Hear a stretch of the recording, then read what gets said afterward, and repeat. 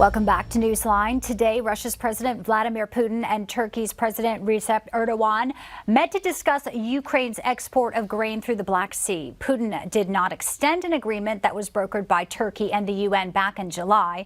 Now, once the meeting was over, a bit of a stalemate. The AP reports Putin saying there will be no new grain deal until the West meets his demands on its own agricultural exports. But Reuters reporting that Turkey's president says he thinks the Black Sea grain deal can be restored soon. Let's welcome in our panel to discuss this and some other foreign policy moves today. We have Glenn Ignazio, retired Air Force Special Operations Commander and a national security expert. And also along with us, former FBI Special Agent and former Navy SEAL Jonathan Gilliam. Jonathan is also the author of the book Sheep Know More. Gentlemen, welcome in. Good morning. Good to be with you.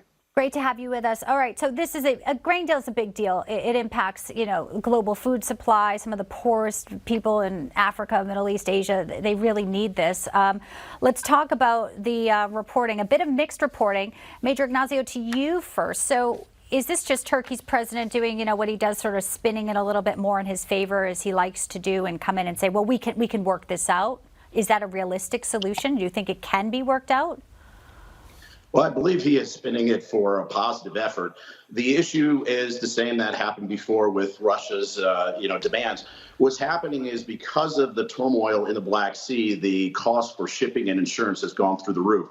So Russia said that they were going to support and fulfill the obligations of wheat because Ukraine wasn't exporting and they were shutting it off. But the problem is the grain silos and so forth were destroyed in Ukraine, and Russia is facing where large international shippers are not able to take the grain for a variety of different reasons. If they buy fuel in Russian ports, they violated sanctions technically.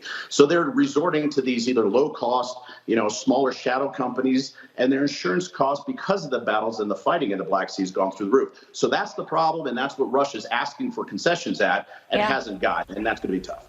It's leverage, and as a Navy SEAL, this waterway here, Jonathan, the port of Odessa, they have the hold on it. So it's sort of Putin's game here. Right. And isn't it interesting that we're talking about grain and the shipments of grain and how important that is, even in this day and age of technological advances. And Putin does have that leverage. I think what's interesting about Erdogan and Putin's relationship is how through the years it's gone back and forth. He's been closer to Putin than many people, but at the times it's been very strained. At the same time, Turkey and the United States have a relationship as well, and Turkey has relied on the United States many times. So it's kind of like high school politics when you look at who's in the room with Turkey. Turkey's going to be good friends with. But when it comes to how Erdogan discusses and how he leads people down a certain road of things that might not be true, so far what we've seen with this grain deal is that it's a no-go for now. Yeah, and if anything, too, it's just another impact of the conflict in Ukraine and how people are suffering even, miles away. And, let's talk about where we are at 19th month here.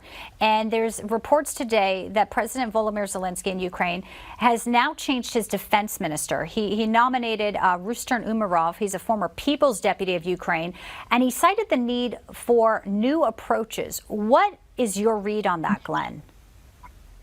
Well, I believe it's really based on the change. One of the things that everybody's been saying is this huge offensive that was supposed to go on. Yes, the offensive has grown. I wouldn't say it's a large one, and they have made some gains. But the thing is I think that there's going to be a lot more fighting after the cold season comes through, and I think they're preparing. There's a lot of training going outside the country, and as those troops come back with the training of new weapons, they're going to have to be employed specifically and in the right way. In addition, you're seeing Ukraine attack more within the confines of Russia, which is making them stand back. So I believe the change in strategy and tactics is to focus more on that and put Russia back on their heels with unexpected tactics and techniques to be able to attack them.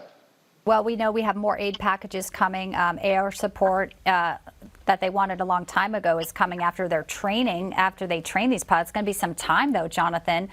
People don't want never-ending wars here, and some fear that's exactly what we're in. Well, it could be. And I think we're really going to see once the air power gets there, if we quickly see a difference, you may have a different Putin coming to the table, or Putin may be suicidal where he never comes to the table, and he just keeps reaping the benefits himself from war. And yeah, Putin does reap a lot of power benefits from this war. But again, as we were talking about before with the grain, we see how these wars become never-ending wars. It's not just about the red line between Russia and Ukraine. It's also about weapon sales. It's about being able to replenish our own weapons after we give away weapons to the Ukraine, and basically funding the coffers of the military-industrial complex. So this gets very complicated when you look at it. Last night I was looking at some footage from the war between the Ukrainians and Russia, and I just kept thinking that these are individuals who are fighting in a field over something that has nothing to do with that field. And when you look at the totality of the circumstances of all the things that are coming to the Ukraine, of all the people that are now benefiting from this war continuing, you very well could have this stretch on as long as Russia is able to maintain a fight. Well, it is the sentiment of many Americans growing tired of this as well. Jonathan, Glenn, good to see you both, gentlemen. Thanks for your insight today. Good afternoon. Thank you. So let's talk about Italy.